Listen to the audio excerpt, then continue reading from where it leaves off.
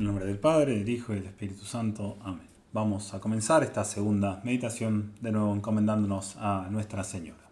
Dios te salve María, llena eres de gracia, el Señor es contigo. Bendita tú eres entre todas las mujeres, y bendito es el fruto de tu vientre Jesús. Santa María, Madre de Dios, ruega por nosotros pecadores, ahora y en la hora de nuestra muerte. Amén. En el nombre del Padre, del Hijo y del Espíritu Santo. Amén. En esta segunda meditación vamos a ver 4 conclusiones bien prácticas, 4 frutos que debería dar la resurrección en nosotros y que Santo Tomás pone inmediatamente luego de lo que hablamos en la primera meditación. Si tomamos un poco de conciencia ya de lo que es la resurrección de Cristo, si hemos meditado en lo que hablamos en la meditación anterior, se tendrían que seguir estos frutos en nuestra vida. Recordemos rápidamente lo que hemos hablado anteriormente de cuán especial es la resurrección de Cristo, especialmente por las diferencias que tiene respecto a las otras resurrecciones. Las diferencias eran que Cristo resucita por sus propias fuerzas, con eso nos demostraba su divinidad. También que es una resurrección para no volver a morir, resurrección gloriosa a diferencia de las otras. Se veían los frutos y en la eficacia que tiene la resurrección de Cristo, es causa de la resurrección de todos. Y por último, el tiempo en el que sucede la resurrección de Cristo, que hizo justamente 3 días para que evitemos pensar que no murió, ni perder la fe por no haberlo resucitado. Entonces vamos a ver ahora estas 4 cosas que dice Santo Tomás que se pueden deducir de esto para nuestra edificación, dice así él literalmente. Y las 4 son como una especie de comparación entre la resurrección de Cristo y la vida que él ha alcanzado, enfrente de lo que es la resurrección de nuestra alma por la gracia y también la vida que alcanzamos por el bautismo, la vida sobrenatural que comienza en nosotros. Entonces lo primero que deducimos de la resurrección de Cristo, dice Santo Tomás, es que nos preocupemos de resurgir espiritualmente de la muerte del alma, en la que incurrimos por el pecado, resucitar a la vida de la justicia o santidad que se obtiene por la penitencia, el arrepentimiento. De hecho dice San Pablo en el capítulo 5 de los Efesios, despierta tú que duermes y levántate de los muertos y te iluminará Cristo.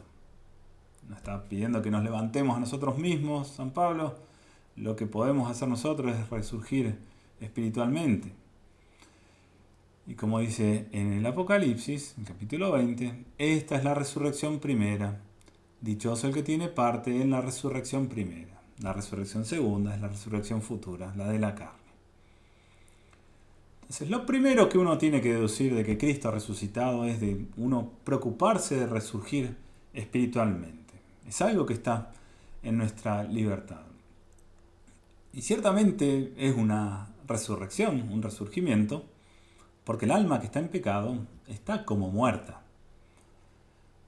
No porque el alma pueda morir, eso está de más decirlo, el alma es nuestra parte espiritual, en cuanto espiritual es incorruptible, el alma no se puede deshacer, pero el alma sin la gracia está como muerta. Le falta la vida sobrenatural, le falta la gracia. Entonces, así como Cristo resurge de la muerte, hay que imitar a Cristo en su resurrección, resurgiendo también de la muerte y del pecado. Desde la primera consecuencia que uno saca de la resurrección de Cristo en cuanto a la vida propia, hay que resurgir de la muerte del pecado a la vida del alma. Lo segundo que menciona Santo Tomás, que es para nuestra utilidad respecto de la resurrección de Cristo, es que no diferamos el resurgir hasta la hora de la muerte, ¿sí? Que no dejemos de esperar este resurgimiento de nuestra alma, sino pronto, pues Cristo resucitó al 3er día.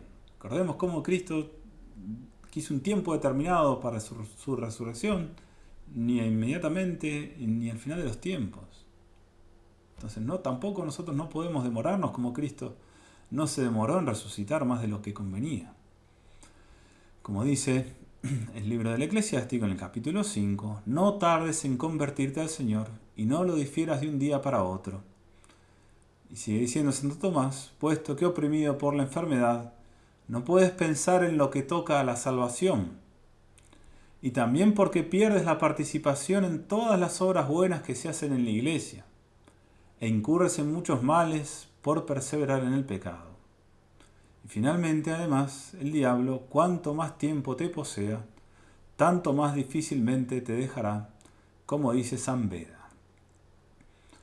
Entonces, así como Cristo no dejó la resurrección para el final de los tiempos, nosotros de la misma manera no podemos pretender esperar al final de la vida para resurgir espiritualmente, para apartarnos del pecado.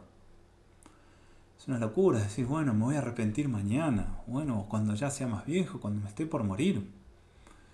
Y Santo Tomás nos deja algunas razones más que acabamos de leer para convencernos en cómo no podemos esperar a resurgir del pecado.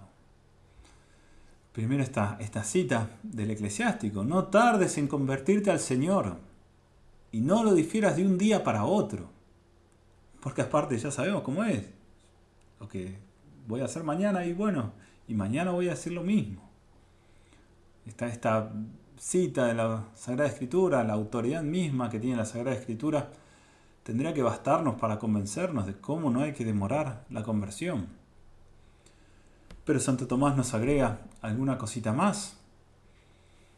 Dice esto de que aquel que está oprimido por la enfermedad, no la enfermedad del cuerpo, sino por el pecado, no puede pensar en lo que toca a la salvación. Es algo que tal vez vemos todos los días. Aquel que está obstinado en sus pecados, que no se quiere arrepentir, no se preocupa para nada de que tiene un alma y de que tiene que salvarla. Por eso tampoco uno puede diferir el resurgir espiritual, apartarse del pecado. Porque si yo no me preocupo en esta vida por salvar mi alma, no estoy haciendo lo más importante que tengo que hacer en mi vida. Dice también Santo Tomás que al estar el alma muerta por el pecado, pierde la participación en las obras buenas que se hacen en la iglesia y a la vez incurren en muchos males por perseverar en el pecado. Pensemos que cuando se posterga la conversión, cuando se comete un pecado mortal y no hay arrepentimiento, uno se vuelve un miembro muerto del cuerpo de la iglesia. Es decir, y uno deja de participar en todos los bienes que implica la comunión de los santos. Cuántas gracias tal vez uno pierde por no ser un miembro vivo de la iglesia, por estar muerto en el pecado. Y además, si se persevera en el pecado, si uno demora la resurrección espiritual, siempre va a traer consecuencias. Pensémoslo con un ejemplo, es como si cayéramos en un pozo y en vez de salir, seguimos cavando hacia abajo. Cada vez va a ser más difícil de salir, más difícil salir. Por eso no podemos demorar el resurgimiento espiritual de nuestra alma. Entonces no hay que dejar pasar un segundo sin arrepentirse y buscar inmediatamente la confesión, lo que nos hace resurgir a la vida. Y lo tercero que ponía Santo Tomás respecto a este resurgimiento es esa cita de Beda, uno de los padres de la iglesia, que cuanto más tiempo te posea el demonio, tanto más difícil te dejará.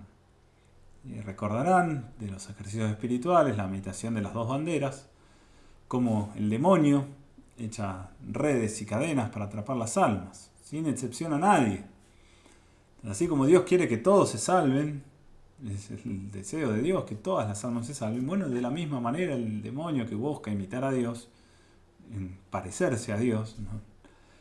También quiere tener a todos encadenados por el pecado. Y cuanto más tiempo uno permanezca encadenado, más difícil será librarse, romper esas cadenas. Entonces, en segundo lugar, muy importante, no demorar la resurrección del alma. Cristo resurge al tercer día, no deja pasar más tiempo, no espera al final de los tiempos para resucitar. De la misma manera, no podemos esperar nosotros al final de nuestra vida para resurgir. Desde ya, porque tampoco sabemos cuándo va a ser el final de nuestra vida.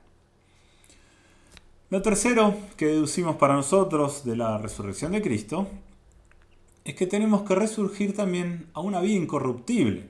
Estamos hablando siempre sí del alma. A saber, para que no muramos de nuevo. Esto es, que vivamos en tal propósito, de modo que no pequemos en adelante. Cristo, resucitando entre los muertos, ya no muere más. La muerte no le volverá a dominar, dice San Pablo en el capítulo 6 de los Romanos.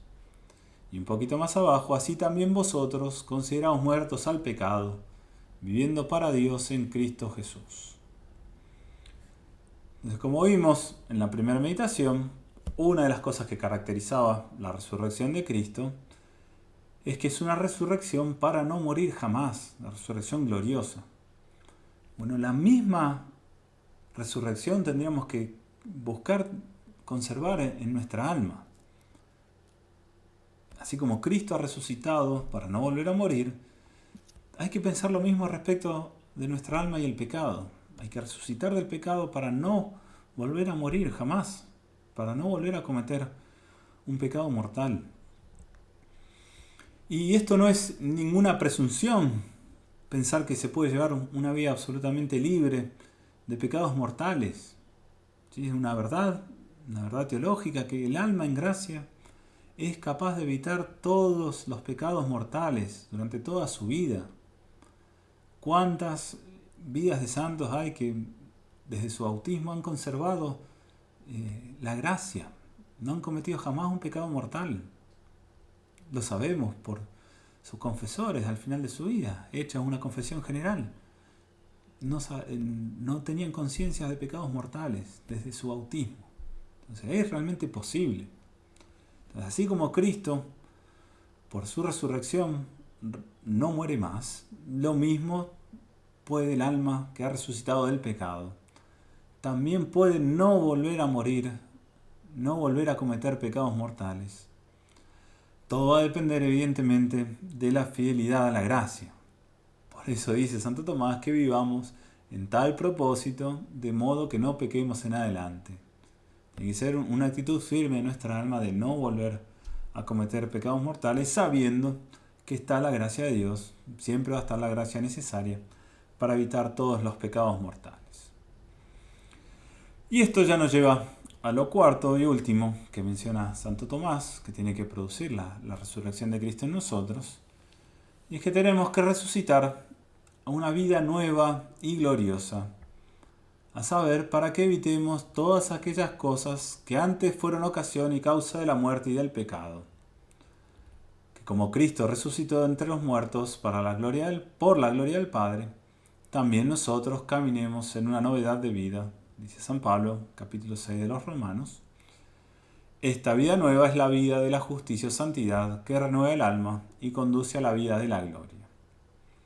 Entonces, como decíamos, lo tercero es el propósito de no volver a morir, de vivir una vida resucitada del alma para no volver a morir.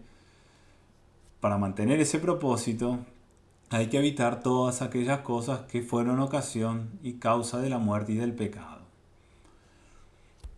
Imaginémonos un poquito con un ejemplo de la vida natural. Pensemos un escalador que por una imprudencia pierde la vida, pero al poco tiempo resucita. Imaginemos, se fue a escalar una montaña muy peligrosa, o se fue sin la preparación de vida, o quiso hacer algo que no tenía que hacer. Bueno, supongamos que ese escalador muere y al poco tiempo resucita. Bueno, el día que vuelva a escalar, lo más lógico sería que busque evitar esas imprudencias, que no vuelva a esa montaña, o que no vuelva en esas condiciones, o que vaya bien preparado. O que si intentó hacer algo muy arriesgado, lo más lógico es que no intente hacerlo de nuevo. Si ha perdido la vida ya de esa manera y es consciente que eso lo ha llevado, uno tendría que pensar que el sentido común lo va a llevar a no volver a repetirlo. Bueno, lo mismo, y con mucha mayor razón, tenemos que hacer respecto a la vida del alma. Si sabemos que nuestra alma fue resucitada por la gracia, tendríamos que evitar como la peste todo aquello que nos puede causar la muerte del alma, llevar a un pecado mortal. Si tanto a veces nos esforzamos en conservar la vida, pensemos tal vez todo lo que hemos vivido, todo el mundo con esta historia del virus, cómo a veces se nos ha insistido tanto en conservar la salud, y tanto a veces esas cosas que se hacían, a veces algunas exageradas, Bueno, si buscamos a veces así conservar la vida, ¿cómo no vamos a buscar conservar más todavía la vida del alma? A veces parece incluso que es al revés. Nos importa más conservar la vida corporal que la vida del alma, que evitar las ocasiones. Entonces, resucitar el alma a una vida gloriosa es también buscar conservarla. Tiene poco sentido decir que uno se ha arrepentido de los pecados, que uno ha resurgido, quiere resurgir con Cristo, si uno no está dispuesto a evitar todas las ocasiones que lo han llevado a caer. Entonces, parte de mantener la vida del alma, la vida gloriosa del alma, la resurrección del alma, es evitar todo aquello que nos puede quitar esa vida gloriosa que tiene el alma. Y pensemos que evitar las ocasiones es mucho más fácil que evitar las caídas. Una vez que uno se ha puesto en ocasiones, es muy difícil evitar la caída. Todos tal vez lo sabemos lamentablemente por experiencia. Es cuestión de aprender a no engañarse a uno mismo. Si se nos presenta una ocasión de pecado y lo primero que uno piensa es, bueno, no va a suceder nada, lo más probable es que eso termine en una caída. Entonces, que aprendamos a evitar las ocasiones, que la Virgen nos alcance a todos la gracia de tener presente estas 4 utilidades que tiene que traer la resurrección de Cristo a nuestra vida, que nos preocupemos de resurgir espiritualmente en imitación de Cristo, que no demoremos nuestra resurrección hasta el final de los tiempos, hasta el final de nuestra vida, porque no sabemos cuándo va a llegar el final de nuestra vida, que busquemos mantener esa vida incorruptible en nuestra alma y que busquemos justamente evitar las ocasiones que son aquellas cosas que nos pueden quitar la vida gloriosa que ha traído Cristo a nuestra alma. Como bien decía el libro del Apocalipsis, esa es la resurrección primera, y aquellos que participan y permanecen en la resurrección primera son todos los que van a obtener y participar también en la resurrección segunda, la resurrección de los cuerpos. De nuevo le pedimos a la Virgen que nos alcance esa gracia y que ella haga que la resurrección, como venimos diciendo desde el comienzo, dé los frutos que tiene que dar en nosotros.